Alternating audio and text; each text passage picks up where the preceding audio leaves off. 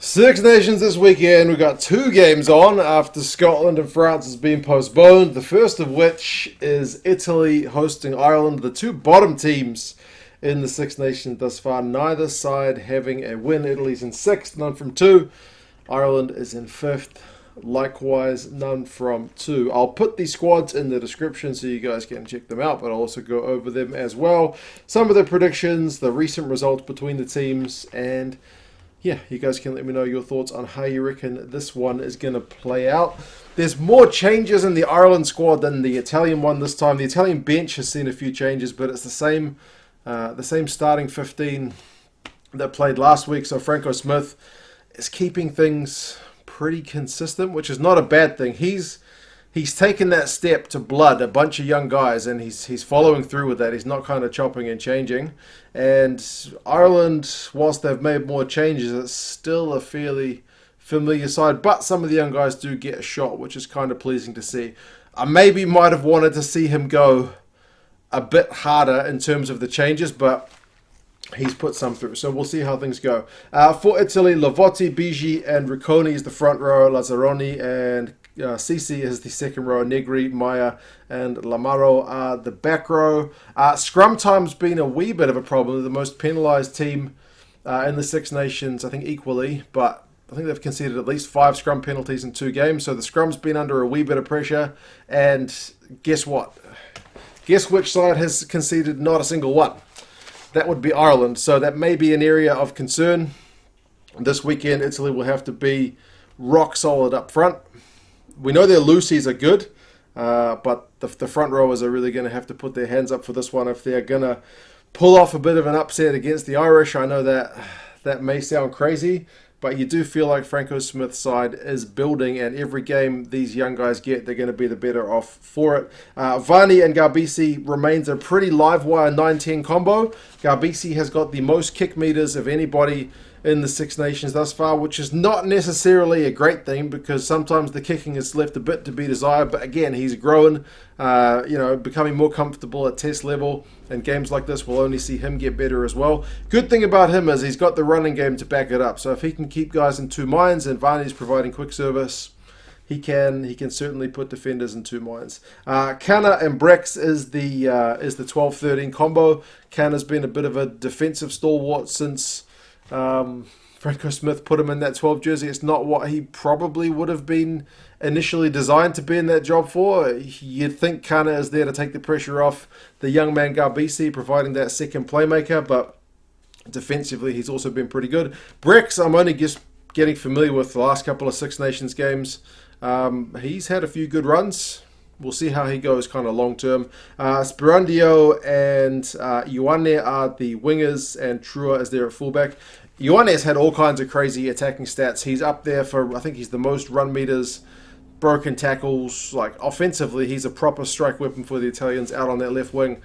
He's one guy who I'm quite happy that I saw him prior to international level, saw him playing in the Champions Cup a few times, and I thought this guy looks the business, and it's nice to see that kind of translate into international form once he became eligible. Traore, Bellini, Brayley, and Mbanda are the changes on the bench for the Italians. Otherwise, it's the same guys we saw last time.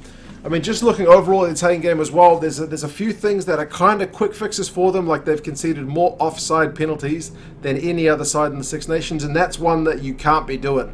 Like if you're Italy and you're already going as the underdogs, like if you're going to get a victory against a team which is probably not about much, but maybe much stronger, at least on paper, you need to be pretty spot on.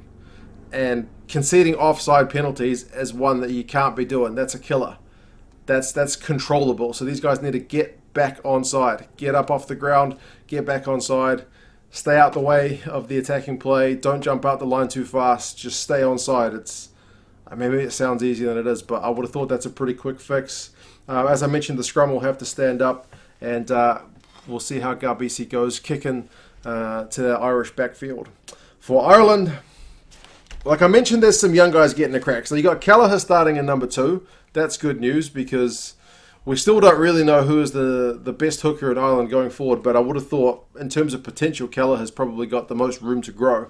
Kilcoyne gets a start alongside Furlong. Furlong was on the bench last week before, so he gets a start after kind of being eased back into it. Good news, James Ryan's back. He's a proper work rate player. He's been doing some good work at the line-out from the first game that we saw him, and Henderson's there as well, which means Tyke Byrne, who I think is still somehow underrated. One of the podcasts, was it the Rugby Pass one, with Dylan Hartley, they mentioned him. One of them mentioned him as the most underrated guy of the round, and I agree, man. I picked him in my dream team 2 weeks in a row. He has been phenomenal. He's conceded a few too many penalties, but I think he's won the most turnovers of the competition so far. And with him as kind of a third line-out option alongside the two locks, I don't expect Ireland's line-out to get any worse. It can only get better, and it's already been good. It's been a proper area of strength. Set piece for Ireland has been good, even if the results have not. Connors gets a start as well at number 7. I'm pretty pleased to see him get some more minutes. He's another one of those guys who seems to have a pretty high ceiling in terms of his potential. And CJ Stander is immense, and he will continue to be immense at number 8. Gibson-Park and Sexton is the 19 combo. Sexton's back in the side, and he captains. Now, here's the one where I would have liked to see Andy Farrell kind of roll the dice. Like, I'm pleased for Kelleher, I'm pleased for Connors, and I'm pleased that the likes of Craig Casey's on the bench and Ryan Baird is in the squad and on the bench. But man, give Billy Burns another crack. I know he didn't impress in his last game. Or, I don't know, Ross Byrne, give him a crack. He's not had the best time at international level, but maybe the Italy games want to get it done. Or Harry Byrne, if he's ready, throw him in against the Italians. Like, I can say that easily as an armchair guy, but I understand that Andy Farrell at none from 2 has about as much pressure on him as he's going to have. And if he loses to Italy, let's just not even think about it. Like, in terms of his job security, he needs a convincing win. So I can see why he's kind of gone to the old hands. So Sexton gets a crack. And likewise, I would like to see Casey start ahead of Gibson-Park. Casey didn't even get off the bench last time, which was pretty disappointing.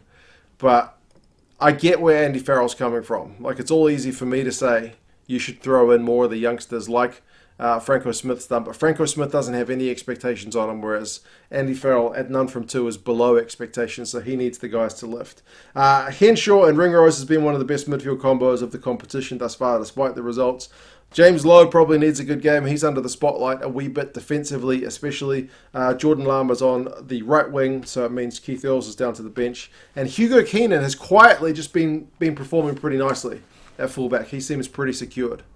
So, yeah, very good to see. Very good. He's a bit more, I would just say, reliable maybe than Lama. Sometimes Lama under the high ball gives me the jitters. So, yeah, we'll see. Billy Burns is on the bench. Jack Conan comes into the side. That's good news for him. Porter's on the bench. Healy's on the bench. Herring's on the bench. That's the front row that started in the last game. As I mentioned, Earls. Yeah. Man, I hope Casey gets on. Please. Please let him get on. I would imagine against Italy, surely he gets on. Come on. You look at Ireland's numbers, they're still playing that possession game that we're kind of familiar with. They got the most passes in the Six Nations, like with 133 more passes than the next ranked team. They got more carries. They've got more run meters. They've got the fewest offloads. So it's kind of a familiar structure in attack to that side. The attack hasn't looked sharp. It's looked just, what do you say, man, blunt. It's just not looked there. But they've got the attacking weapons for it. So, I mean, Ringrose has still got really nice attacking numbers when you look at his performances, and Henshaw in that first game was proper class as well. So, yeah, like I mentioned, the scrum's good, the lineout's good, they're winning loads of turnovers. There's still plenty to like, but they've only scored 2 tries, man. They're the lowest ranked side for tries. So, yeah, it's an area that they need to work on, just to put it very politely. The recent results between Ireland and Italy has been pretty one-sided, 5-0. I don't think the Italians have won over the Irish since about 2013. The average score has been 43-14. So if there is a game where the Irish attack is going to finally click, it should be this one. But remember, the Italians are getting better. I'm not saying I'm putting any money on the Italians. I want the Italians to do well.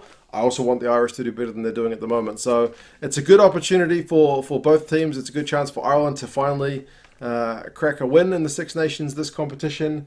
And I don't know, man, if you're Italian, do you look at this as a proper opportunity to maybe cut out some of the errors, get the scrum a bit tighter, make a bit better decision making? I don't know. It's going to be an interesting one. It is on at 3:15 local time. I think that's 2:15 GMT, which makes it 3:15 in the morning over here in New Zealand. So I probably won't get up to watch this one live. I'll probably watch it after I've watched the England and Wales game, which is on after this one. Hopefully not having been spoiled. In terms of the predictions, the bookies have got the Irish by 21 points. And the rugby forecast algorithm has got the Irish by 16. So keeping it a little bit tighter. The last game was 50 points to 17 in 2020. So that was a pretty one-sided one. So yeah, it should be an interesting one. Will the Irish click? Will we finally see them unleash their attacking potential, or will this young Italian side show us that maybe they are worthy of a bit more credibility than what they get in some quarters? Anyway, you guys let me know your thoughts on this one. Talk to you again soon. See you later. Remember, guys, if you are looking to watch the Six Nations or other sport that just happens to be online this weekend, ITV and BBC are the places to go. They stream the Six Nations games live and for free. If you are in the UK, you lucky people. If you're outside the UK, like me, you need to use a VPN. The one I'm connected to here is ExpressVPN. I'll check a link in the description for that one. I've been using these guys for ages. Back when I used to live in China, needed to get over the Great Firewall. ExpressVPN was always the go-to. You can see here ITV, Six Nations games, and BBC also has Six Nations games down here. If you wanted to watch the games on demand like I'm watching here, you can grab them from the website as long as you're connected to the UK server. Six Nations, you do need to sign up for an account, but it's free. You just need an email address and a UK postcode. But yeah, basically, if you want to watch them live or if you want to watch them on demand, you can just jump onto the BBC iPlayer like I am here, or you can jump onto the ITV hub like I am over here.